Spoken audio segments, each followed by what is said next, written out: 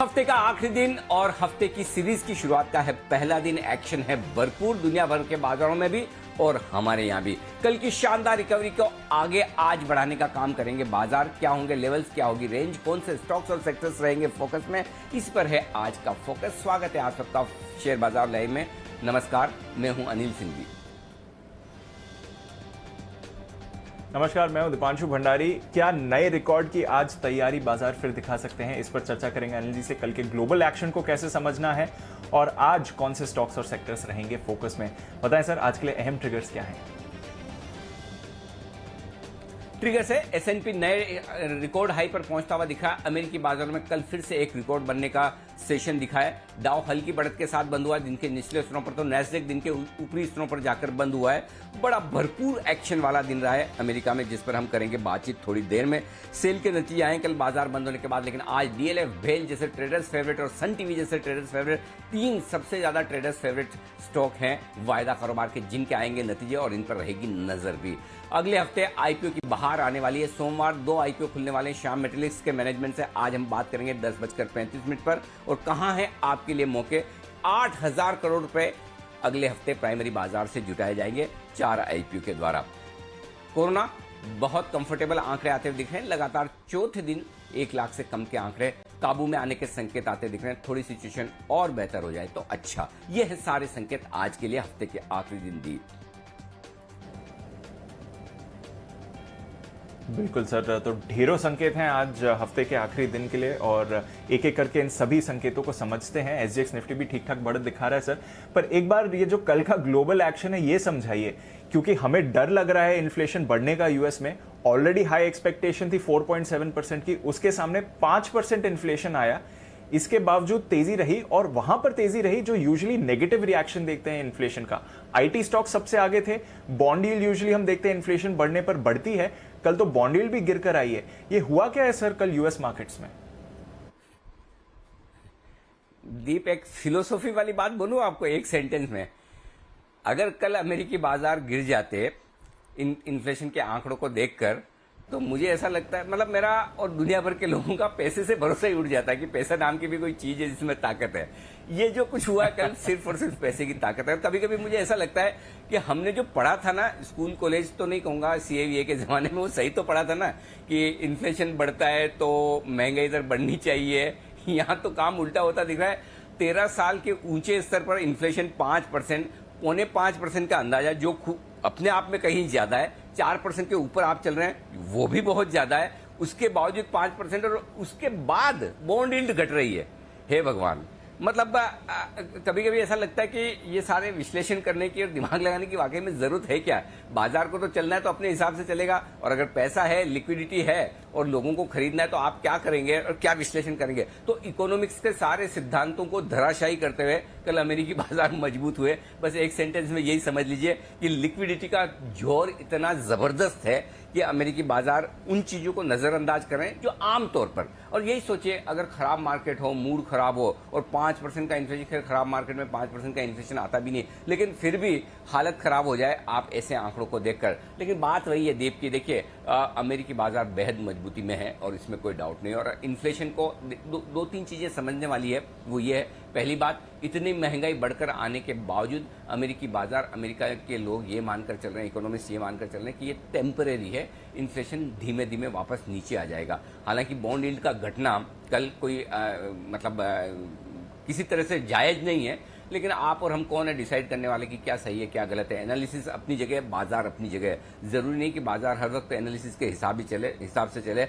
Demand supply, चाहे वो शेयरों की हो चाहे पैसों की लिक्विडिटी के हिसाब से हो, वो बाजारों का डायरेक्शन तय करती है और कल भी वैसा ही होता हुआ दिखा है। तो पहली चीज तो ये कि इस वजह से बाजारों को बहुत ज्यादा डर इन्फ्लेशन के आंकड़ों से है नहीं। दूसरी वजह यह है कि अगर इन्फ्लेशन के आंकड़े ज्यादा भी हैं, लेकिन साथ में अगर वो ग्रोथ लेकर आ रहे हैं और अमेरिका की इकोनॉमी रिकवर होने के संकेत दे रहे हैं, तो बस वही तो चाहिए। बाजारों को तो वही चाहिए कि इकोनॉमी मजबूत रहे, कंपनियां कमाती रहें। अल्टीमेटली तो आपको शेयर खरीदना है। इकोनॉमी तो लिस्टेड है नहीं कि आप इकोनॉमी खरीदने जा रहे हैं। खरीदेंगे तो कोई स्पेसिफिक शेयर, तो भले ही इन्फ्लेशन के आंकड़े ज्यादा आ भी जाएं, ब्रॉडर लेवल पर, मैक्रो लेवल पर मार्केट आपको खराब भी दिखे, लेकिन अगर बात वही है कि अगर इन्फ्लेशन के आंकड़े मजबूत होने के साथ साथ अगर कंपनियों की कमाई बढ़ जाए और कंपनियों की कमाई बढ़ने के साथ साथ अगर आपको ये संकेत मिले कि चलिए दिक्कत नहीं है, वैल्यूएशन सस्ते हैं, ये सारी चीजें हैं, तो फिर बाजार चल जाएंगे। तो मुझे लगता है कल के सेशन में बहुत ही इंटरेस्टिंग चीजें देखने को मिली है, उतार चढ़ाव भी रहा है। और एक और चीज कहना चाहता हूं दीप,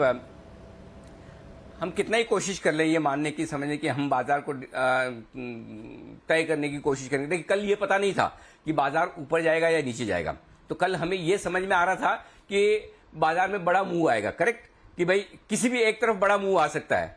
क्या हुआ, मतलब न तो बड़ा मूव आया 200 पॉइंट की जगह 300 पॉइंट की रेंज, न कोई क्लोजिंग बेसिस पे बड़ा ऊपर नीचे बंद हो गया। तो मतलब अजीब ही मार्केट है ये, कि जहां आप इतनी बड़ी इवेंट के बाद आप कोशिश होकर जाते हैं और वहीं के वहीं आके रह जाते हैं। तो बहुत इंटरेस्ट, कल के अमेरिका के ट्रेडिंग एक्शन से तो बहुत कुछ सीखने को मिला है कि बड़ी इवेंट, बड़ी चीजें होने के बावजूद बाजार इसे किस तरह से नजरअंदाज कर सकता है। तो मेरे ख्याल से पूरा सार ये है कि अमेरिकी बाजार मजबूती के ट्रेंड में है और ऐसे में इस मजबूती के ट्रेंड में आपको कहीं डरने घबराने की जरूरत नहीं है। ग्लोबल मार्केट से संकेत इन सब आंकड़ों को देखते हुए मजबूत मानकर चलिए। और मैं आपको अभी से बता दूं, ग्लोबल संकेत मैंने इसलिए आज दी पॉजिटिव साइड पर रखे हैं। जी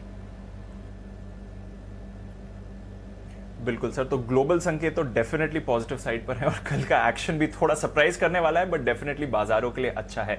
अच्छा सर, इसमें एक और ट्रिगर अगर जोड़ दिया जाए, जिस तरह से हम एफआईएस का एक्शन देख रहे हैं पिछले कुछ दिनों का, वापस बाजार में एफआईएस का इंटरेस्ट लौटते हुए दिख रहा है, ये कितना अहम हो सकता है?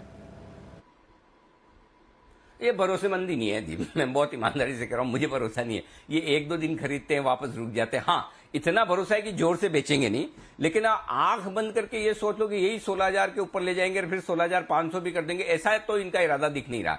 मतलब एक तो होता है ना कि मतलब आप और मैं फ्राइडे की मॉर्निंग भी आके शो बड़े जोश खरोश के साथ करेंगे, अरे वाह चलिए आज फ्राइडे मॉर्निंग है, कल वीकेंड है, बढ़िया शो निकालते हैं, है ना। एक तो ये, और दूसरा है 4 दिन हो गए भाई, थक गए, अब कितना काम करवाओगे अनिल सर, मतलब चलो छोड़ो, आज का दिन निकले तो वीकेंड आए, 2 दिन शांति से आराम से निकलेंगे, ये वाला हाल है। करेक्ट। तो आपके लिए सिंपल सी बात यह है कि जो एफआईएस का एक्शन है ये दूसरा वाला है, कि ठीक है भाई बढ़े ही जा रहा है, क्या करें, अब थोड़ा तो लेना पड़ेगा, नहीं लेंगे तो कब तक काम चलेगा, ले लो अब थोड़ा बहुत। वो मन से नहीं है, दिल से नहीं है, ऐसा नहीं कि मतलब हाँ तेजी है, खरीदना है, मजबूरी वाली खरीदारी है ना। तो मजबूरी वाली खरीदारी में मजा नहीं है। दिल से खरीदारी तो रिटेल वाले कर रहे हैं, पीएमएस वाले कर रहे हैं, एचएनआई इन्वेस्टर कर रहे हैं और पैसा बना रहे हैं। सो आप देखिए एक दिन का, अब आप एक्शन तो देखिए, मुश्किल से अभी तक तो 1 से 1.5 दिन का करेक्शन मिलता था, करेक्ट।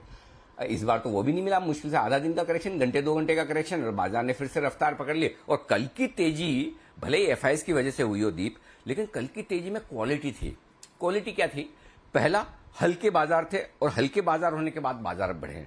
दूसरा, पूरी की पूरी तेजी आपकी स्क्रीन पर हुई। निफ्टी का चार्ट कल का इंट्राडे का लेके आए, हाँ ये देखिए, धीमे धीमे धीमे तो हर एक लेवल पर आपको खरीदारी और बिकवाली का मौका मिलता है। मैं हमेशा से गैप अप और गैप डाउन ओपनिंग के बजाय मैं इंट्राडे जो बाजार का मूव होता है स्क्रीन पर, उसको बहुत अहमियत देता हूं, क्योंकि उसमें पार्टिसिपेशन होता है। करेक्ट। ऐसा नहीं कि मतलब गैप से खुल गया बैठ गया तो आपके पास डिसीजन लेने का वो, या ट्रेड हर एक लेवल पे लेने का वो मौका नहीं मिलता। और जो तकनीकी भाषा में कई बार हमारे एक्सपर्ट कहते हैं वो गैप रह गया खाली, गैप भरने के लिए फिर बाजार आता है करता है, वो सारी चीजें।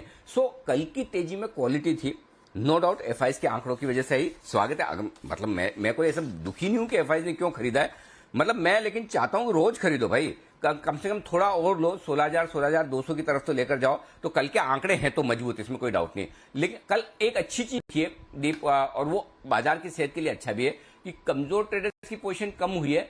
और इसके साथ साथ आप अगर देखें तो एफआईएस ने कमान संभाली है। अब ये कल 1 दिन हुआ है, एक्सपायरी का दिन था, तो मैं 1 या 2 दिन डेटा और देखना चाहता हूं और उसके बाद हम डिसाइड करेंगे कि वाकई में एफआईएस की ये खरीदारी दमदार रहती है, बरकरार रहती है या नहीं। चलिए ठीक है, तो सर एफआईएस को तो 1-2 दिन दे देते हैं अपना मूड माहौल बनाने के लिए, पर जो आपने ये कहा कि एफआईएस के अलावा जो बाजार की तेजी में पार्टिसिपेट कर रहे हैं और पैसा बना रहे हैं, ये जो स्ट्रेंथ हमें दिख रही है और साथ ही जो अच्छे ग्लोबल क्यूज आ रहे हैं, क्या अब 16,000 की तरफ निफ्टी अपनी नजर लगा ले? 16,000 से तो दूर ही क्या है दीप, 200 पॉइंट तो है। और अपना तो मानना ही है कि 15,800 16,200 ये टारगेट तो है जहां तक जाने की कोशिश निफ्टी करेगा। तो 15,800 इस हायर रेंज का लोअर टारगेट तो आ ही गया, परसों ही आ गया था 15,800। आज फिर से आपको 15,800 के दर्शन हो जाएंगे। संभावना पूरी है कि एक बार लाइफ टाइम हाई के नजदीक पहुंचे या उसको पार करने की कोशिश भी करें। नया हाई भी बना दे तो कोई बड़ी बात नहीं। नया हाई तो अब क्या है, आंकड़ों की बात है। हाई पे ही बंद हुए। कल जो क्लोजिंग हुई है सेकंड हाईएस्ट क्लोजिंग है आपकी निफ्टी पर 15,751 के बाद सेकंड बेस्ट क्लोजिंग मिली है, थर्ड बेस्ट मिली मेरे ख्याल 15,740 थर्ड बेस्ट क्लोजिंग मिली है।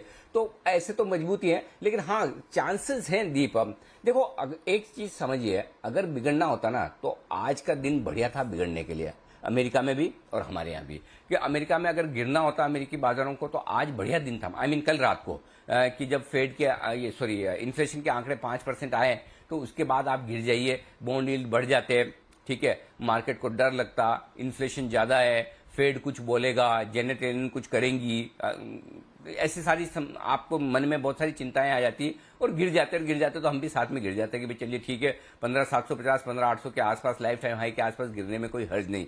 लेकिन अमेरिकी बाजार गिरे नहीं, मजबूती के साथ बंद हुए हैं। मैं मजबूती इसलिए कह रहा हूं कि जिस तरह की सिचुएशन है उसमें हरे निशान में डाउ बंद हो गया, भले डे लो पर बंद हुआ फिर भी ठीक है। नेस्डेक तो डे हाई पर बंद हुआ है, एसएनपी ने नया रिकॉर्ड जड़ दिया, तो फिर समस्या नहीं है। इसलिए मेरे ख्याल से अभी भी अपसाइड बाकी है दीप। और फिर भी मैं एक चीज कहूंगा कि हम 15,800 पे ही टॉप बना दिए हैं, 16 पे बनाएंगे, 16,200 पर बनाएंगे, इस चक्कर में पड़िए ही मत। अगर टॉप का आपको आइडिया ही लेना है तो सीधी सी बात ये रखिए कि 15 जो हमारा फॉर्मूला है 21,080 का फाइनल टारगेट देता है, वो आपको स्क्रीन पर दिखेगा ही दिखेगा। अब वो इस साल दिखे, अगले साल दिखे, कब दिखे वही वक्त वाली बात है, लेकिन वो तो दिखना ही है। और 15,750 के पहले तो कोई ऐसा मीनिंगफुल करेक्शन हमने कहा भी नहीं कि होने वाला है। 15,750 के आसपास वहां तो आप आ गए हैं, तो अब भी यहां से अपसाइड है। और इस अपसाइड को ट्रेड करने का सबसे बेस्ट तरीका ये कि ऊपर कितना जा सकता है वो मत सोचो, क्योंकि आपको पता नहीं है। वो लेवल हमने पहली बार देखे, जिंदगी में कभी पहले देखे नहीं। तो नीचे कितना जा सकते हैं, अगर उसकी हमारी तैयारी है, और नीचे की तैयारी सिंपल है, 15,575 के नीचे की क्लोजिंग। 15,575 के नीचे की क्लोज होने पर ही डे ट्रेडर और पोजिशनल ट्रेडर तनाव में आए। 15,300 15,275 के नीचे की क्लोजिंग होने पर ही इन्वेस्टर्स को पोर्टफोलियो रिव्यू करना है। तब तक शांति से बैठे रहिए, कोई टेंशन मत लीजिए। हल्की फुल्की गिरावट आती है, कॉन्फिडेंस लूज मत कीजिए। जिन्होंने परसों कर दिया अब पछता रहे होंगे, इसलिए हम लगातार कह रहे हैं कि डरिए मत एक आध दिन के करेक्शन से। और दीप इसलिए एक भी बार हमने बिकवाली की राय नहीं दी कि आप बेचकर बैठिए या खराब हो गया मार्केट। आराम से होल्ड करिए, शांति से। स्टॉप लॉस आपका डिसिप्लिन अपने साथ होना चाहिए। जी दीप बिल्कुल, तो मार्केट माहौल जैसा भी हो डिसिप्लिन मेंटेन करना जरूरी है। और सर लेवल्स तो रोज आप हमें बता ही देते हैं कहां पर रखनी है नजर, तो आज के फिर संकेत बताएं सर, कौन से लेवल्स पर आपकी नजर है, इस पर भी डायरेक्शन दें। दीप देखिए, ग्लोबल संकेत पॉजिटिव साइड पर है, एफआईएस के संकेत पॉजिटिव साइड पर है, घरेलू फंड्स के संकेत मैंने कॉशियस रखे हैं आज। अगर आज के मार्केट में ऊपरी स्तरों पर प्रॉफिट बुकिंग आएगी तो उसका कारण सिर्फ एक ही है, और वो है एफएनओ की पोजीशन। और आपको याद होगा कल एक ही पॉइंट को पकड़कर मैंने तेजी की बात की थी कि कल के सेशन में सबसे बड़ा पॉजिटिव पॉइंट है घटा हुआ पुट कॉल रेशियो, 1.12 का पुट कॉल रेशियो। एक्सपायरी के दिन ट्रेडर्स हल्के हो चुके हैं, ये हल्के बाजार ऊपर जाएंगे। बिल्कुल उसके विपरीत आज आपका put call ratio higher side पर है, 1.12 से बढ़कर 1.52, और ये सावधानी के संकेत दे रहा है। फर्क सिर्फ एक है, कल के सेशन में मजबूती इसलिए बनी थी, एक्सपायरी का दिन था और शॉर्ट्स काफी थे। आज के सेशन में put call ratio higher side पर है, लेकिन सीरीज की शुरुआत हो रही है तो पोजीशंस कम है। देखिए फर्क समझिए, अगर ओवरबोट मार्केट होता पुट कॉल रेशियो से आपको ओवरबोट दिखेगा, लेकिन अल्टीमेटली साइज क्या है। एक तरफ अगर समझो 40-50 लाख शेयर ऑप्शन में ओपन हो और एक 15 लाख शेयर ओपन हो, फर्क होता है, करेक्ट। तो रेशियो के हिसाब से आप देखेंगे तो जितना डेटा में घुसेंगे ना दीप, उतना नई नई चीजें समझ में आएगी और नई नई बातें आपको समझ में आएगी। तो एक अगर आप पुट कॉल रेशियो को एब्सोल्यूट नंबर में देखेंगे तो आप कहेंगे अरे वाह 1.52 चलो बेचो, 1.12 आता है तो हम लेते हैं, तो 1.52 पे बेचना भी चाहिए, बिल्कुल ठीक है। लेकिन 1.52 पे कितनी पोजीशन खड़ी है और 1.12 के पुट कॉल रेशियो पे कितनी पोजीशन है, वो अंदर घुस के देखेंगे तो आपको ये समझ में आएगा कि 1.12 का पुट कॉल रेशियो है, एक्सपायरी का दिन है तो शॉर्ट कवरिंग तेज होगी। 1.52 का पुट कॉल रेशियो है, नई सीरीज की शुरुआत है, पोजीशन कम है, तो करेक्शन आएगा तो भी हल्का। तो ये चीजों को आप पर्सपेक्टिव में रख के डेटा को एनालिसिस करेंगे तो आपको एकदम परफेक्ट एनालिसिस मिल जाएगा, समझ में आ जाएगा कि क्या होने वाला है। तो हल्की सी ऊपर के लेवल पर सतर्कता आपको रखनी है। ये एफएनओ के डेटा है, सेंटिमेंट पॉजिटिव है, ट्रेंड पॉजिटिव था, है, और अभी थोड़े और दिन रहने दो। बिल्कुल सर, तो पॉजिटिव ही है ज्यादातर संकेत, और नजर रखते हैं किस तरह से ये बाजार के एक्शन पर हावी होते हैं। आप बताएं सर, फिर आज के लिए बड़े लेवल्स क्या निकल कर आ रहे हैं? बड़े लेवल्स के लिए आज से देखेंगे दीप, तो देखिए 15,675 15,700 दिन के लिए तुरंत प्रभाव से सपोर्ट जोन के तौर पर काम करेगा। 15,575 15,625 दिन के लिए मजबूत सपोर्ट जोन है, स्ट्रॉन्ग बाय जोन है। इस रेंज में आए तो किसी को पूछना मत, इंतजार मत करना, मेरे कहने का किसी और के कहने का, चुपचाप खरीद लेना। ऊपर में 15,775 15,825 हल्की रुकावट का रेंज है, और उसके ऊपर पार निकले तो 15,875 15,925 ये है वो रेंज यहां पर आपको प्रॉफिट बुकिंग करनी चाहिए। ये आपके लिए निफ्टी के सपोर्ट रेंज। और बैंक निफ्टी का आप देखिए 34,800 34,900 डे सपोर्ट जोन है। इसके नीचे 34,625 34,750 स्ट्रॉन्ग बाय जोन है। वैसे तो 34,800 34,900 ही नहीं टूटना चाहिए, ये सपोर्ट के तौर पर काम करेगा। फिर भी लोअर साइड पर 34,625 34,750 स्ट्रॉन्ग बाय जोन है। इस रेंज में आए तो जरूर खरीदिए। ऊपरी रेंज 35,300 से 35,450 की है, यहां पर रुकेंगे। इसके पार निकले तो फिर 35,550 35,725 की रेंज है, जिस पर आपको करना है फोकस। जी दी, क्लियर है सर। तो ये तो है आज के लिए बड़े लेवल्स। दिन की क्या रेंज रहेगी सर?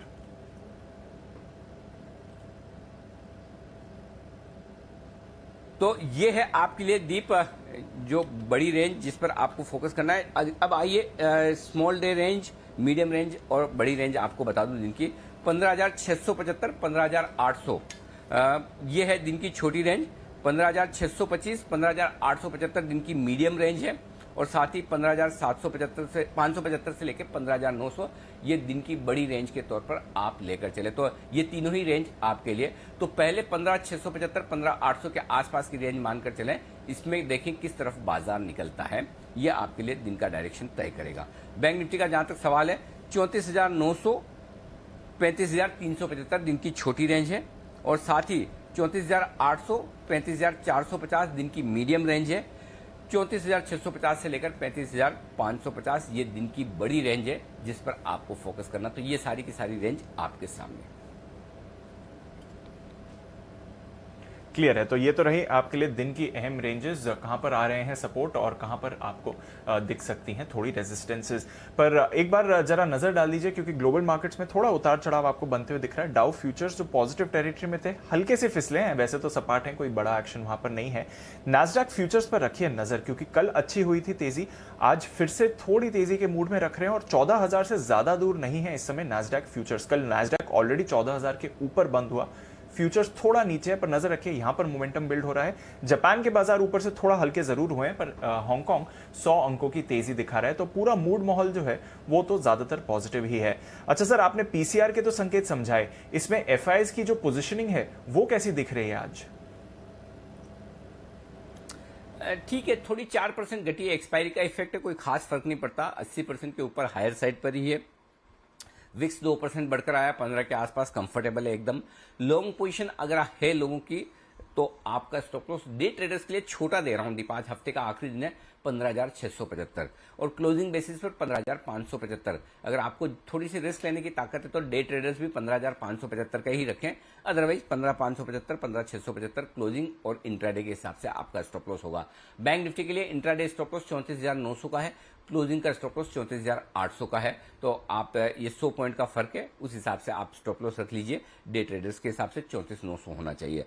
अगर शॉर्ट पोजीशन है तो 15,825 आपका कल भी स्टॉप लॉस हमने यही दिया था, नहीं ट्रिगर हुआ होगा, आज भी यही है और परसों भी यही था। तो 15,825 का स्टॉप लॉस रखिए, लेकिन इसके ऊपर निकल जाए तो फिर शॉर्ट काट लीजिए। और बंद होता हुआ दिखे, इनफैक्ट बंद तो 15,750 के ऊपर भी और लाइफ टाइम हाई पर बंद हो, तो फिर शॉर्ट काट लेने में समझदारी है। तो पॉजिटिव क्लोजिंग होने पर भी आपको शॉर्ट काट ही लेना चाहिए, इसमें कोई डाउट नहीं है।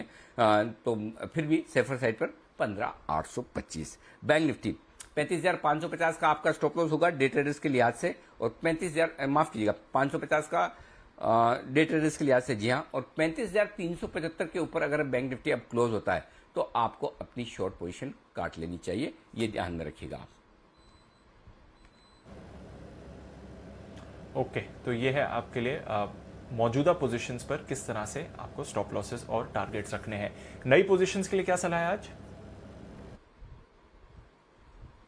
नई पोजीशन बनाए, निफ्टी खरीदें दीप 15,575 के स्टॉप लॉस के साथ में, और ऊपर का टारगेट 15,800, 825, 875, 900, ये है आपके टारगेट जिसके लिए आपको करनी है खरीदारी। जो लोग शॉर्ट करना चाहते हैं 15,875, 15,900 के आसपास शॉर्ट करने का एक मौका देख सकते हैं अगर आए वहां पर तो, और नहीं आए तो कोई बात नहीं। 15,800 हल्की रुकावट का लेवल है। बहुत एग्रेसिव ट्रेडर हैं तो मार्केट का मूड माहौल देखकर वहां डिसाइड करें, लेकिन मेरा ये समझना कि इतनी हड़बड़ी और जल्दबाजी करने की जरूरत नहीं है शॉर्ट करने के लिए। आराम से देखिए 15,875, 15,900 के आसपास करिए, 16,000 का आपका स्टॉप लॉस होगा। नीचे का टारगेट 15,800, 15,775, 750 और 700, ये सारे टारगेट्स हैं जो आपके लिए इस वक्त शॉर्ट साइड पर नीचे की तरफ आ सकते हैं। अब आइए बैंक निफ्टी 34,800, ये आपका स्टॉप लॉस होगा जिसको ध्यान में रख के आपको करनी है खरीदारी। 35,300, 35,375, 35,450, 35,550, 35,650, 725 और 35,800। 35,800 तक की यात्रा बैंक निफ्टी कर सकता है एक दो दिनों में, ठीक है वापस। तो 35,450 से 800 तक की यात्रा में कहीं न कहीं रुकावट आएगी। तो ये सारे लेवल से एक एक लेवल पार होता जाए, आप अपना स्टॉप लॉस ट्रेल करते जाएं। ज्यादा लेवल देने के पीछे पर्पज यही है क्योंकि बैंक निफ्टी काफी समय से सीमित दायरे में रहा है, राइट, रेंज बाउंड है। निफ्टी की तरह ऐसा नहीं कि रोज हाई बना रहा है या बहुत ऊपर जा रहा है, तो इसलिए आपके लेवल्स बहुत निकल कर आ रहे हैं। प्लस पुराना जो आपका 37,700 का हाई है, लाइफ टाइम हाई, उससे अभी भी बहुत दूर है। तो लेवल्स बहुत क्लियर कट निकल कर आ रहे हैं, इसलिए मैंने आपको ज्यादा लेवल दिए। जहां लेवल्स कम निकल कर आते हैं बैंक निफ्टी में मुश्किल से 3 या 4 दिए। एक्चुअली तो लेवल 2 ही निकल कर आ रहे थे बैंक निफ्टी में, फिर भी मैंने छोटे छोटे करके 4 दिए। तो निफ्टी में, बैंक निफ्टी में आपके पास ढेर सारे लेवल्स हैं, ये सारे नोट करके रखिए, और जैसे जैसे एक एक लेवल टच होता जाए आप अपना स्टॉप लॉस ऊपर ले लीजिए। अब आइए जो लोग शॉर्ट करना चाहते हैं, 35,450 से मूड बनाइए शॉर्ट करने का, टुकड़ों टुकड़ों में बेचिए। 35,450 से 35,800 शॉर्ट करने की जोन है, बेचने की रेंज है, वहां बेचना चाहिए, बेचिए, कोई दिक्कत नहीं है, एक बार चांस लीजिए। 35,450, 550, 650, और ज्यादा बेचना है तो 725, 850 भी होता है, लेकिन 800 भी होता है, लेकिन 800 का आप स्टॉप लॉस लगा लीजिए। और नीचे का टारगेट जो बनेगा 35,375, 35,300, 35,175, 35,075 और 34,950 तक के टारगेट के लिए आपको करनी है बिकवाली। ये है राय आपके लिए बिकवाली की बैंक निफ्टी में। और आज दीप देखिए दोनों में एक एक ही लेवल दिया है। जब लेवल्स क्रिस्टल क्लियर हो, एकदम साफ साफ आ रहे हो, कोई एग्रेसिव ट्रेडर के लिए अलग से स्ट्रेटेजी नहीं है, सब ट्रेडर एग्रेसिव है, सारे ट्रेडर्स पैसिव है। जो लेवल्स है उसी के हिसाब से फॉलो कीजिए। जी जी बिल्कुल सर, और लेवल्स रिस्पेक्ट करना जरूरी है, और काफी सारे अहम लेवल्स आपके लिए क्लियर दिए हैं, स्ट्रैटेजी भी क्लियर है, दोनों तरफ के मौके हैं, फायदा जरूर उठाएं। बैन लिस्ट में update sir, India bulls housing एक दिन बाहर होने के बाद वापस बैन में आ चुका है, बट अच्छी बात है सेल बैन से बाहर है और नतीजों पर भी आज रिएक्ट करेगा, तो सेल पर डेफिनेटली रखिए नजर। इसके अलावा सन टीवी, नैल्को, बीएचईएल और कैनरा बैंक ये बैन में बने ही हुए हैं। सर डेटा की तो हमने थोड़ी बात कर ली ऑलरेडी, बट कुछ और एडिशन जिस तरह से एफआईज के क्यूज हैं या फिर जो वायदा कारोबार के लेवल्स निकल कर आ रहे हैं? ब्रॉडली तो हम बात कर चुके हैं। एफआईज ने कैश मार्केट में 1330 करोड़ की दमदार खरीदारी की है, और साथ ही स्टॉक फ्यूचर्स, दीप मेरे को स्टॉक फ्यूचर्स की खरीदारी सरप्राइजिंग लगी। 1460 करोड़ के स्टॉक फ्यूचर्स, वाह भाई, 1300, 1400, 2700, 2800 करोड़ की खरीदारी स्टॉक्स में एफआईज को, क्या हो गया, मजेदार है। हालांकि इंडेक्स उन्होंने बेचे हैं 944 करोड़ के, तो उसमें शॉर्ट भी किए और लॉन्ग अनवाइंडिंग भी है, दोनों ही है। तो ये थोड़ा मजेदार था डेटा स्टॉक्स के लिहाज से। देखते हैं क्या खरीद रहे हैं ऐसा दमदार। घरेलू फंड ने छोटा बेचा है 575, ठीक है, कोई खास बड़ी बिकवाली नहीं है। वायदा कारोबार की तरफ आइए, डेटा कम है। वीकली सीरीज की शुरुआत में 15,700 का पहला इंपॉर्टेंट लेवल है, इसके नीचे 15,675, 15,700 के नीचे ही कमजोरी का पहला संकेत मिलेगा। 19 लाख शेयर पुट में है, 14 लाख शेयर कल ही जुड़े हैं, तो इसके आसपास इस रेंज को 25 पॉइंट को होल्ड करने की कोशिश बुल्स की होगी, वो इसके नीचे जाने नहीं देंगे। ऊपर में डेटा बहुत ही कम है, 15-16 लाख शेयर के ओपन इंटरेस्ट में आजकल अब मुझे मजा ही नहीं आता। वो 30-30, 40, 50-50 लाख शेयरों का ओपन इंटरेस्ट वीकली सीरीज में देखने के बाद ये एकदम छोटा सा लगता है। हालांकि इससे भी कम 7-7, 8-8 लाख शेयरों के ओपन इंटरेस्ट पे भी हमने सीरीज की शुरुआत की हुई है वीकली, लेकिन आदत अब थोड़ा ज्यादा ओपन इंटरेस्ट देखने की बन गई है। आज बनेगा, मंडे को ज्यादा अच्छे डेटा आपको नजर आएंगे। बैंक निफ्टी के डेटा और भी कम है, 35,006 लाख शेयर हैं ओपन इंटरेस्ट में, 35,500 पर 6 लाख है, बहुत ही कम है। इसलिए जो लेवल्स रेंज हमने दिए उसी पर स्टिक कीजिए। जी दीप। बिल्कुल सर, तो चलिए इन लेवल्स पर रखते हैं नजर, और एफआईएस का स्टॉक्स में भी थोड़ा एक्शन बढ़ा है, तो यहां से भी सहारा मिलना चाहिए बाजार को। आइए फिर आपको बता देते हैं कौन से स्टॉक्स हैं जो आज आपको एक्शन में आते हुए दिखेंगे खबरों के दम पर, और ब्रोकरेजेस का फोकस किधर बना हुआ है। कुशल, देवांशी, मानसी और साथ ही आशीष हमारे साथ तैयार हैं। कुशल, गुड मॉर्निंग, बताएं कौन से हैं आज के अहम ट्रिगर्स। Good morning Deepanshu. आज भी कैश पेस्ट्री नतीजों की लिस्ट काफ़ी लंबी है, जिसमें आप कुछ एक चुनिंदा नाम मैं आपको बता रहा हूँ। BEML, इसके अलावा CG पावर, साथ ही DFM foods, Goa carbon, Hiranba industries, Nitco, Cochin shipyard, Edelweiss financial services जैसे स्टॉक्स पर आपको नजर रखनी है। इनके नंबर्स जो हैं आज आते हुए दिखेंगे। साथ ही श्रीराम ट्रांसपोर्ट फाइनेंस, QIP के इशू प्राइस पर बोर्ड बैठक होने वाली है। इनफैक्ट आइनॉक्स लेजर की भी QIP के फाइनल साइज और प्राइस पर आज मीटिंग है। साथ ही सुप्रीम कोर्ट में टर्म लोन पर ब्याज मुक्त मोरेटोरियम पर सुनवाई भी होने वाली है, और इंफ्रास्ट्रक्चर प्रोजेक्ट्स को लागू करने पर जो वित्त मंत्री है उनकी समीक्षा बैठक भी आज के सत्र में होगी। इनफैक्ट रिलायंस इंडस्ट्रीज ये एक्स डिविडेंड भी ट्रेड करता हुआ नजर आएगा। 8.75 रुपीज पर शेयर का इन्होंने डिविडेंड का भी ऐलान किया था। पोस्ट मार्केट नंबर्स में F&O स्पेस से सेल के नंबर्स आते हुए दिखे थे, और एडजस्टेड बेसिस पे देखेंगे तो नंबर्स जो हैं बेटर साइड पर देखने को मिल रहे हैं। जो कामकाजी मुनाफा का हमारा एडजस्टेड बेसिस पर अनुमान था करीब 6600 करोड़ रुपए का, उसके मुकाबले कंपनी ने एडजस्टेड बेसिस पर एबिटा 7303 करोड़ रुपए का दर्ज किया है। साथ ही कंपनी की मार्जिन्स भी 25.6% से बढ़कर 26.4% आती हुई दिखी है, और कंपनी का मुनाफा 1468 करोड़ से बढ़कर 3470 करोड़ पर आया है। ओके, तो सेल डेफिनेटली नजर रखिए, नतीजों पर रिएक्शन देगा। पर ढेरों और पोस्ट मार्केट अर्निंग्स आई हैं कल, आइए एक बार वहां पर भी हम नजर डाल लेते हैं। देवांशी, गुड मॉर्निंग, बताएं कौन से स्टॉक्स पर है नजर।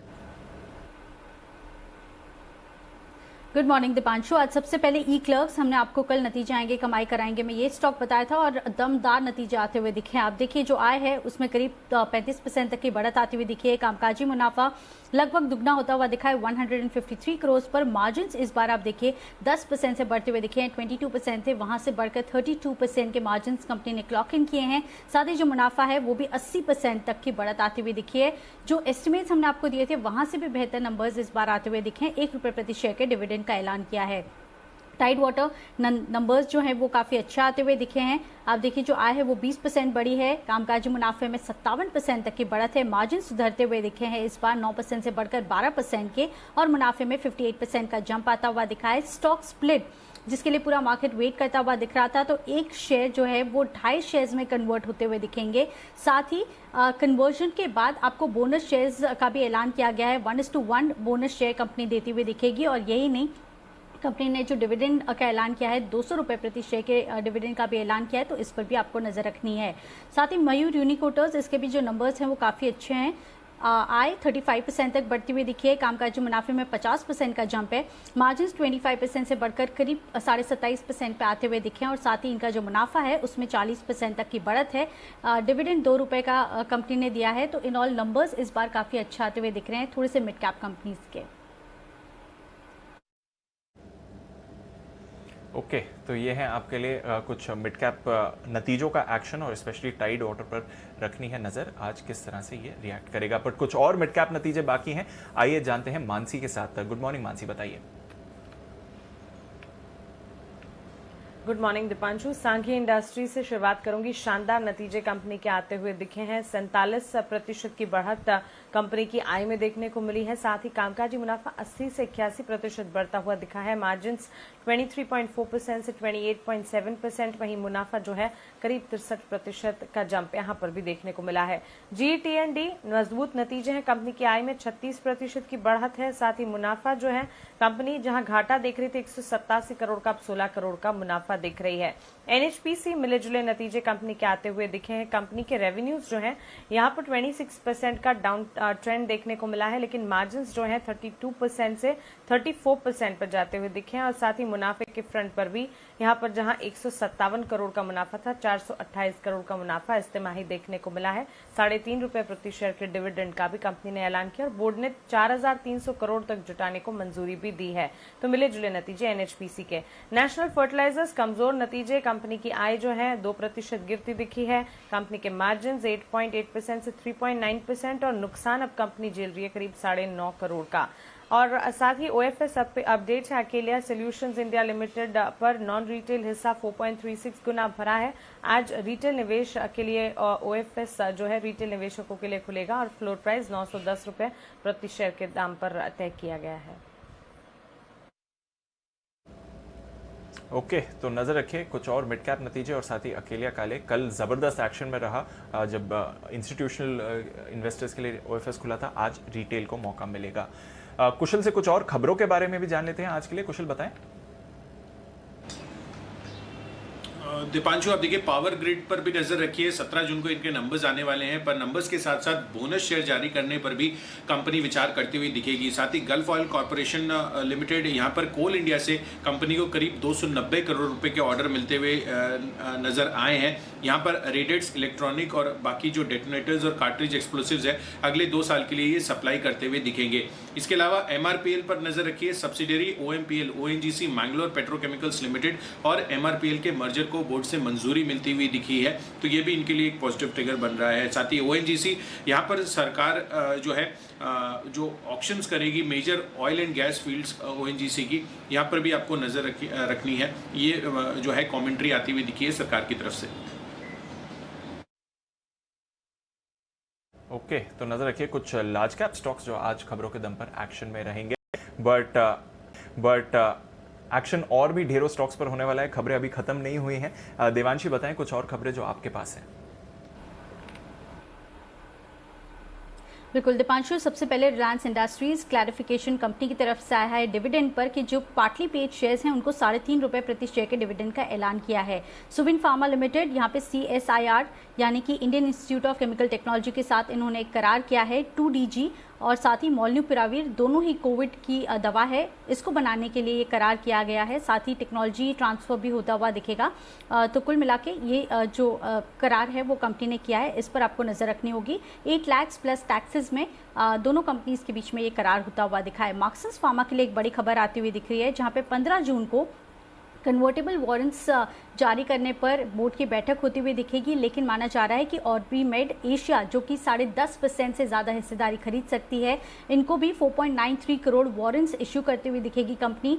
और इसी के चलते ऑर्बिमेड इसमें 365 करोड़ का निवेश करेगी। इसके चलते मार्क्सन्स फार्मा ये एक पॉजिटिव खबर आती हुई दिख रही है और ये 74 रुपीज प्रति शेयर के भाव पर ये वारंट्स इनको इश्यू किए जाएंगे, जो कि प्रीमियम पर है।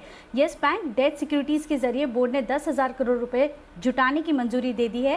और LIC हाउसिंग फाइनेंस पर नजर रखें, जहां पे 15 जून को इक्विटी के जरिए पूंजी जुटाने पर बोर्ड की बैठक होती हुई दिखेगी।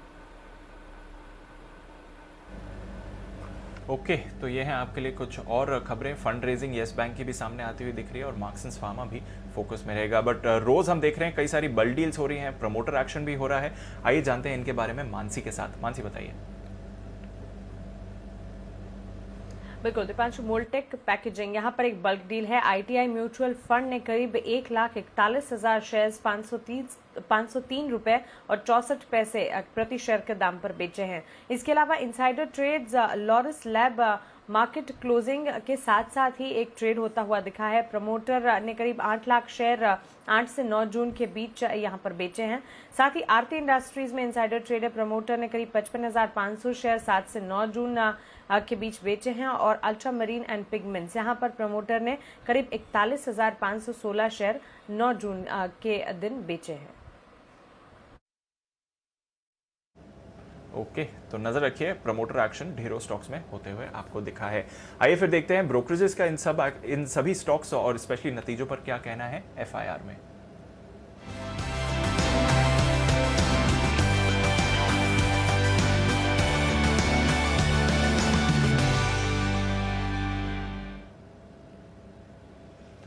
गुड मॉर्निंग आशीष, बताएं आज की रिपोर्ट्स कौन सी हैं? Good morning Deepanshu. देखिए, नतीजों के बाद गेल पर रिपोर्ट्स आई हैं। सीएलएसई की तरफ से खरीदारी की राय को बरकरार रखा है। 200 रुपए का लगते 163 कल की क्लोजिंग है। मान रहे वित्त वर्ष इसी वित्त वर्ष से जो है बढ़िया रिकवरी देखने को मिलेगी, क्योंकि एलएनजी की कीमतों में बढ़िया उछाल देखने को मिला है। ईपीएस के अनुमान में करीब 2 से 3% की बढ़ोतरी की है, लेकिन क्रेडिट स्विस ज्यादा पॉजिटिव नजर नहीं आ रहे। न्यूट्रल की रेटिंग दी है और करंट मार्केट प्राइस के आसपास के लगते हैं 165 रुपए का। बजाज फाइनेंस में कल काफी बढ़िया तेजी देखने को मिली थी। बैंक ऑफ अमेरिका की रिपोर्ट का असर था, जहां पर खरीदारी की राय को बरकरार रखा गया। 6,290 रुपए के लक्ष्य के लिए 6,110 के आसपास की जो है कल की क्लोजिंग है। और ये मान रहे कि जो लॉकडाउन का इंपैक्ट था वो खत्म हो चुका है और जून से काफी बढ़िया पिकअप देखने को मिला है, जिसके चलते स्टॉक पर एक खरीदारी की राय दे रहे हैं।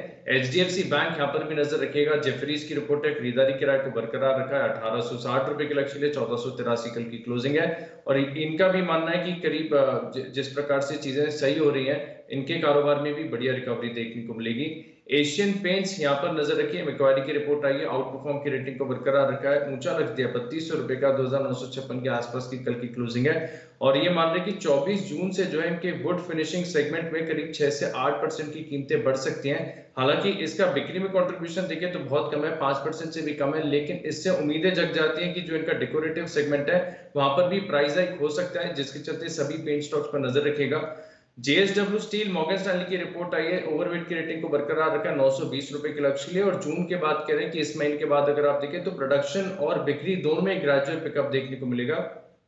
डेविस लैब मैक्वारी की रिपोर्ट है, आउट परफॉर्म की रेटिंग को बरकरार रखा है। 4,806 रुपए के लक्ष्य लिए 4,371 की कल की क्लोजिंग है। और अंत में टाटा कंज्यूमर, यहाँ पर नोमेरा की रिपोर्ट आई है, खरीदारी की राय को बरकरार रखा है। 825 रुपए के लक्ष्य लिए 708 जो है कल की क्लोजिंग है।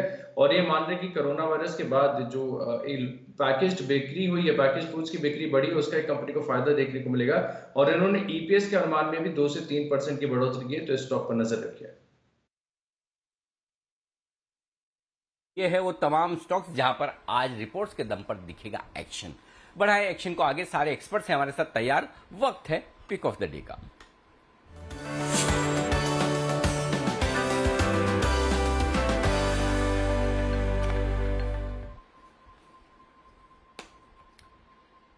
आप सबको सुप्रभात। करिए शुरुआत, Sachin ji, opening batsman. Good morning Anil ji, good morning Dipanshu. Anil ji, जिस तरीके से कल एक ब्रेकआउट हुआ है निफ्टी फार्मा में, तो मुझे लग रहा है वापस थोड़ा सा रुझान यहाँ पर ऑन द बुलिश साइड बनना चाहिए। जिस तरीके से स्ट्रक्चर्स है यहाँ पर, बायोकॉन में लगातार अच्छी तेजी नजर आई थी एंड मुझे लग रहा है कल के सत्र के बाद आज भी एक अच्छा फॉलो थ्रू एक्शन नजर आ सकता है।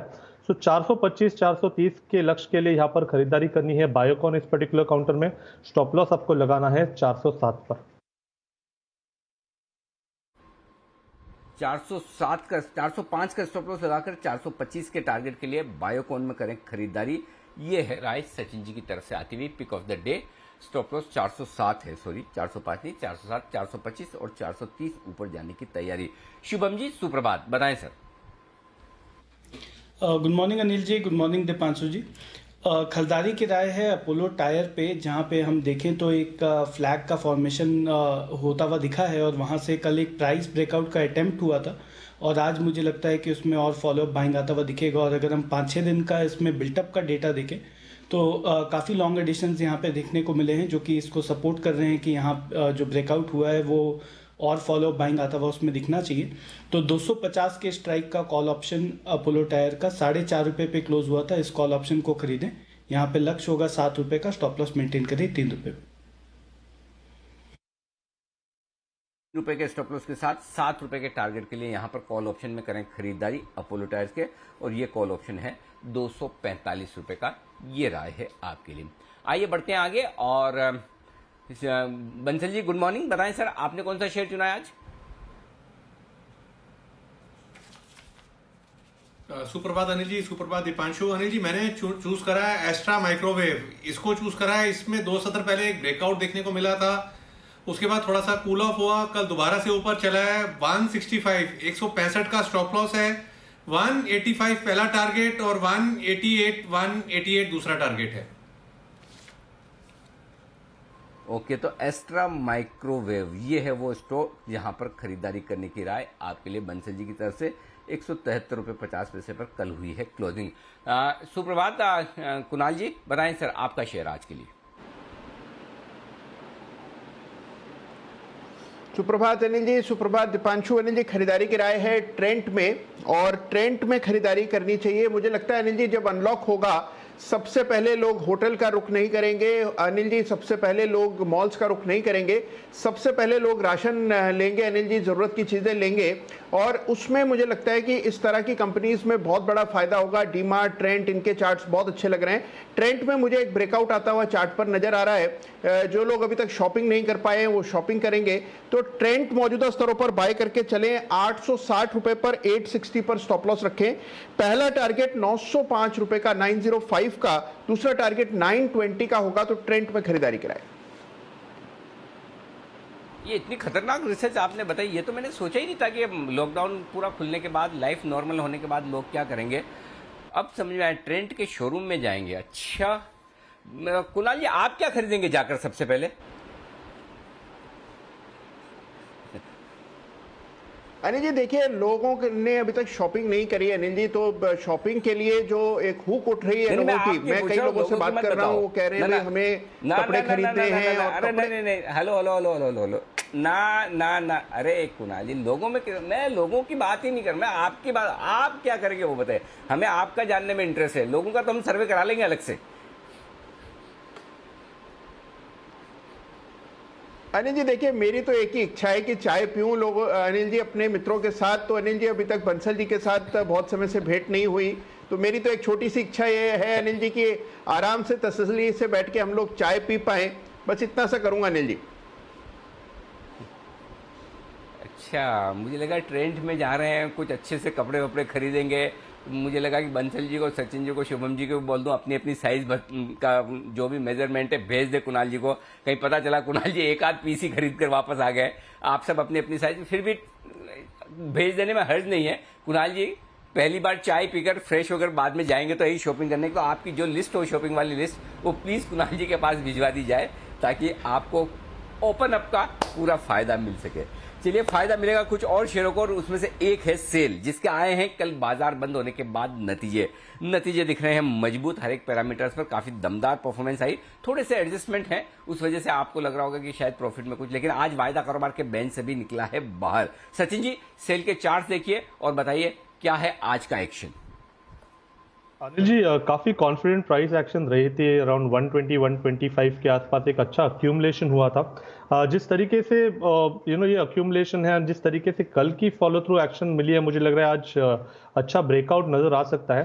तो 135 के आसपास के स्विंग्स बनने की एक्सपेक्टेशन होगी आज के सत्र में। जिस तरीके से ये स्ट्रक्चर है, जो कल का गैप है वो काफी इंपॉर्टेंट हो जाएगा यहाँ से। तो स्टॉप लॉस आपको लगाना है अराउंड 126 के आसपास, 135, 137 के आसपास। जैसे ही पहुंच जाता है वहां पर अपनी पोजीशन रिव्यू करनी है। मुझे लग रहा है काफी अच्छा कॉन्फिडेंट ब्रेकआउट आज के सत्र में नजर आ सकता है सेल में। बिल्कुल, तो बढ़िया मूवमेंट आ सकता है सेल में। बैन लिस्ट से भी बाहर है, नतीजे भी ज्यादातर अच्छे ही रहे, बट कुछ एडजस्टमेंट्स भी हैं। देखते हैं आज सेल किस तरह का मूवमेंट आपको दिखा सकता है ट्रेड में। और भी ढेरों स्टॉक्स हैं जो आज रिएक्ट करने वाले हैं जहां तक अपने नतीजों का सवाल है। नेशनल फर्टिलाइजर, बंसल जी, इसके थोड़े कमजोर नतीजे आए, वैसे एक्सपेक्टेशन थोड़ी हाई रहती है इस कंपनी के साथ। क्या राय देंगे चार्ट पर सर?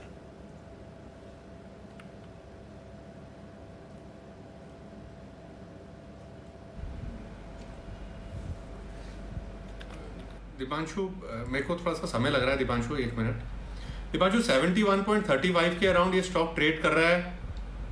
टेक्निकली देखें तो दीपांशु पैटर्न बढ़िया है। अगर नतीजे खराब आए हैं तो सबसे इंपॉर्टेंट चीज है यहाँ पर स्टॉप लॉस, और यहाँ पर 70 रुपीज एक इंपॉर्टेंट लेवल है। अगर 70 रुपीज के नीचे निकल के ये स्टॉक क्लोजिंग देता है तब यहाँ दिक्कत हो जाएगी। तो जिनके पास है 70 रुपीज के लेवल्स पे नजर रखें, वो लेवल्स नीचे में टूटते हैं तब यहाँ से निकलने की राय होगी। और कई बार दीपांशु खराब नतीजों के बाद भी रैली बनती है, तो ऊपर का भी लेवल नजर पे रखें। 73.80 ऊपर का एक मेजर हर्डल है। अगर ये लेवल टूटते हैं खराब नतीजों के बाद तो बड़े चार्ट पर एक बड़ा ब्रेकआउट होगा और तब 80 प्लस के लेवल्स देखने को मिलेंगे। तो 73.80 ऊपर के लिए, 70 रुपए नीचे के लिए, दोनों स्तरों पे नजर रखें। बिल्कुल, तो दोनों लेवल्स पर रखते हैं नजर। ये है आपके लिए नेशनल फर्टिलाइजर।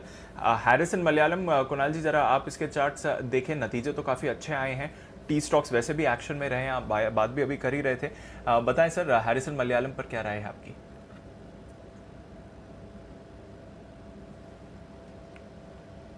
बढ़िया चार्ट है दीपांशु। ये स्टॉक ऐसा है जिसको कि आपको लेकर होल्ड करना चाहिए। कंटिन्यूअस आउट परफॉर्मेंस हमने देखी है, और अगर आप इसका चार्ट स्ट्रक्चर थोड़ा लॉन्ग टर्म में इवेल्युएट करते हैं तो आप देखते हैं कि यहाँ पर 200 रुपए के ऊपर जब ये स्टॉक निकला तो एक बड़ा ब्रेकआउट हुआ है, और मुझे लगता है ये स्टॉक आउट परफॉर्म करेगा। तो ये बिल्कुल हर डिप में बाय करने योग्य है, और मान लीजिए कुछ गिरावट आती है तो उसका इस्तेमाल करें। 200 रुपए के ऊपर जब तक स्टॉक टिका हुआ है, स्ट्रक्चर स्ट्रांग है, तो 205 206 के आसपास मेरी खरीदारी की राय होगी। मध्यम से लंबी अवधि के लिए रखें, स्टॉक बाजार को आउट परफॉर्म करेगा। बिल्कुल, तो बाजार को आउट परफॉर्म करने के लिए तैयार है ये काउंटर हैरिसन मलयालम। नजर रखिए, अच्छे नतीजे कंपनी की तरफ से आपको आते हुए दिखे हैं। सचिन जी, एलजी बालाकृष्ण, जरा इस पर भी आप नजर डालें, क्योंकि ये काउंटर भी आज अपने नतीजों पर रिएक्ट करेगा और अच्छे नतीजे आते हुए दिखे कंपनी की तरफ से। 40% आय बढ़ी है, लगभग 4.5 गुना मुनाफा बढ़कर आया है। राय क्या है सर चार्ट्स पर? आई एम सॉरी दीपांशु, मुझे स्टॉक का नाम नहीं मिल रहा है सॉफ्टवेयर में। अगर आप मुझे कोड देंगे तो कोई बात नहीं सचिन जी, दोबारा आप ढूंढ लीजिए एलजी बाला।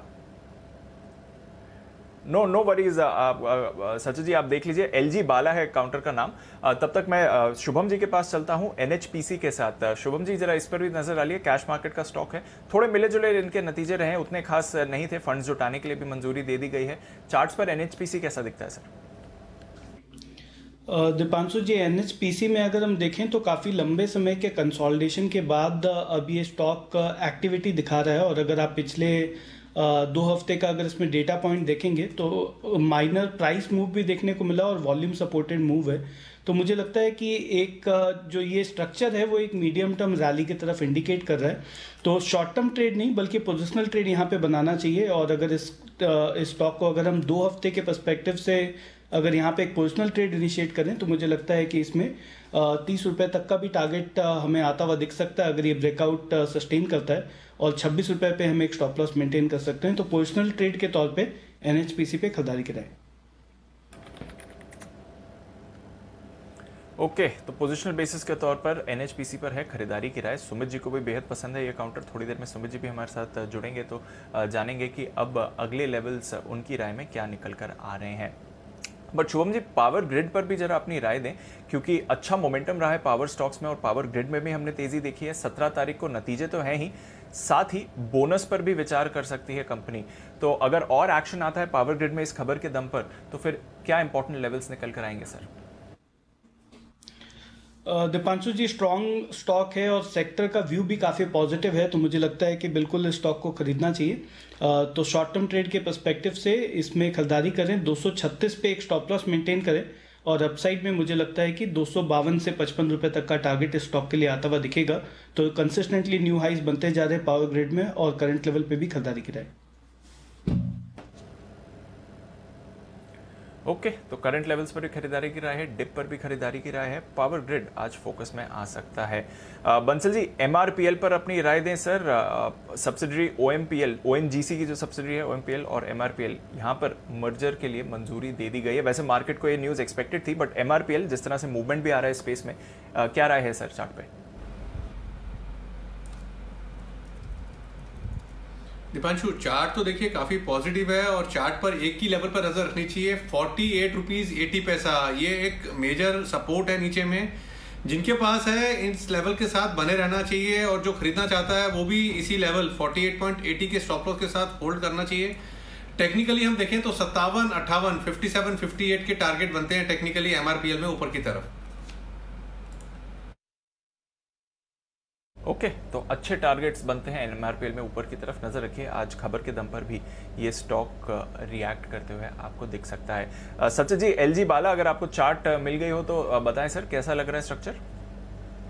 वेल दीपांशु, यस मिल गया है। इनफैक्ट स्ट्रक्चर काफ़ी इंटरेस्टिंग है। ओवरऑल अगर हम इसका वीकली स्ट्रक्चर देखें तो 2019 अगस्त से यहाँ पर एक classic inverse head and shoulder की नेकलाइन यहाँ पर ब्रेक हो रही है। सो डेफिनेटली काफ़ी अच्छा प्राइस एक्शन यहाँ पर एक्सपेक्टेड होगा। From a short term perspective जिस तरीके से स्ट्रक्चर है, मुझे लग रहा है अराउंड 380 385 के आसपास के स्विंग्स तो इमीडिएटली बनने चाहिए एंड एक फॉलो थ्रू एक्शन भी आना चाहिए अराउंड 410 का। बट जिस तरीके से ये पैटर्न है ऑन अ ब्रॉडर नोट, तो मुझे लग रहा है वहाँ पर अराउंड 520 के आसपास के पैटर्न टारगेट्स यहाँ पर आ रहे हैं, तो डेफिनेटली एक अच्छे लेवल के आसपास स्टॉक प्लेस्ड है। ब्रेकआउट ऑलरेडी मुझे लग रहा है कल के सत्र में थोड़ा सा इसने दे ही दिया है, तो स्टॉप लॉस आपको यहाँ से लगाना है अराउंड 330 के आसपास ऑन अ क्लोजिंग बेसिस। पहला टारगेट होगा 385 का, सेकेंड टारगेट होगा 410 का। ओके, तो ये है आपके लिए एलजी बाला पर राय। आइए, जैन साहब भी हमारे साथ कार्यक्रम में हो चुके हैं शामिल, उनका भी करते हैं स्वागत। गुड मॉर्निंग जैन साहब, बताएं सर आज का आपका पिक ऑफ द डे। या first of all very sorry Anil ji, कुछ कंप्यूटर इश्यूज था, could not connect on time, but मेरी जो पिक्स ऑफ द डे है वैसे तो एक तो कंप्यूटर, इंटरनेट, वाईफाई, ये कंप्यूटर, इंटरनेट, वाईफाई, वर्चुअल जमाने में ये सारे मतलब जैसे पहले कैसे होता था कि मुंबई में अगर कोई मीटिंग है, आदमी लेट पहुंचा तो ट्रैफिक बहुत था, तो उसमें कोई मना कर ही नहीं सकता, हो गई। वैसे सेम आजकल आपके भी है, कोई टेंशन नहीं है, मतलब उसको बताने की जरूरत ही नहीं, हमने मान लिया पहले से।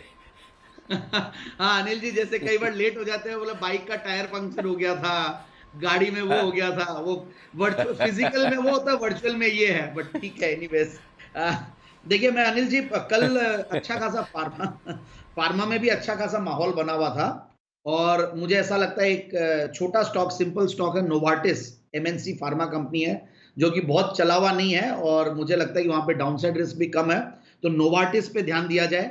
दूसरा, मुझे वीएसटी इंडस्ट्रीज बहुत बढ़िया लगता है, मैंने काफी बार भी इसके बारे में जिक्र किया हुआ है।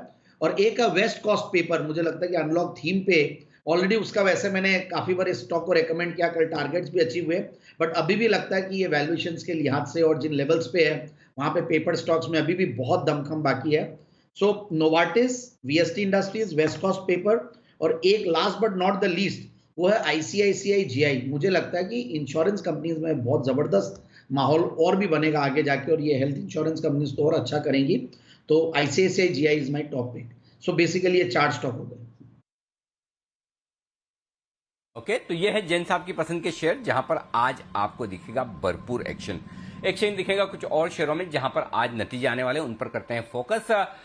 डीएलएफ कल एक अच्छा मूव देखने को मिला, डीएलएफ में बंद भी अच्छा मजबूती के साथ हुआ, 318 तक हाई भी लगाकर पहुंचा है। शुभम जी, डीएलएफ देखिए आज नतीजे हैं, और नतीजों के लिहाज से अगर कोई ऑप्शंस के जरिए ट्रेड बनता है तो बताइए डीएलएफ में क्या किया जा सकता है, कोई कॉल ऑप्शन खरीदा जाए?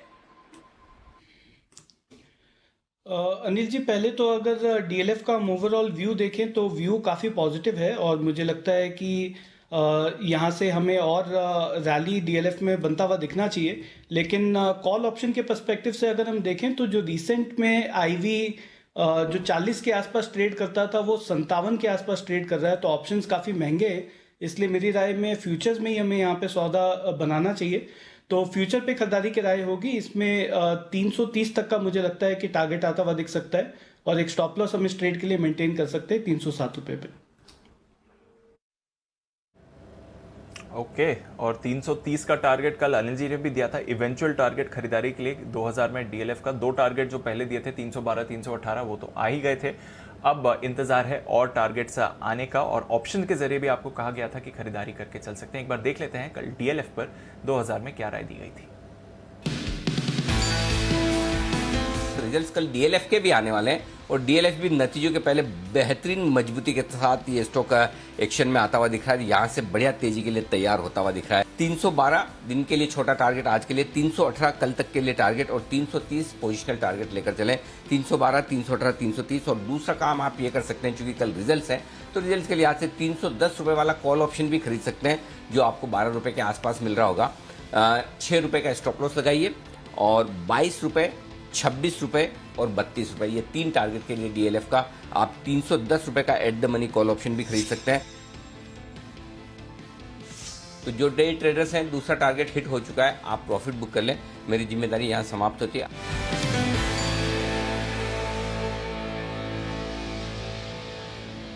ये है आपके लिए डीएलएफ पर राय। अनिल जी, बढ़िया मोमेंटम कल आते हुए दिखा, आज नतीजे भी हैं, कोई फ्रेश राय सर जिन्होंने पोजीशन ली हुई है डीएलएफ में? कॉस्ट का स्टॉप लॉस रखे दीप और स्टॉप लॉस को ट्रेल करते चले। बाजार का मूड माहौल अच्छा है, नतीजे तो मुझे नहीं पता है कैसे आएंगे, अच्छे आएंगे खराब आएंगे, तो वो रिजल्ट वाली जो रिस्क है और बाजार बंद होने के बाद चूंकि रिजल्ट है तो आप अपना स्टॉप लॉस ट्रेल करते चलें। और ऊपर की तरफ 318 वाला टारगेट तो आ गया, उसके अलावा और जो टारगेट नेक्स्ट दिया था वो भी तो बताना पड़ेगा दीप। 318 के बाद वाला टारगेट, हाँ ये रहा, तो 330 का टारगेट है पोजिशनली, और उसके बीच में एक 321-22 का टारगेट है जो बंसल जी का दिया हुआ है। तो बस उसको ध्यान में रखते हुए आप होल्ड करें, कोई दिक्कत वाली बात नहीं।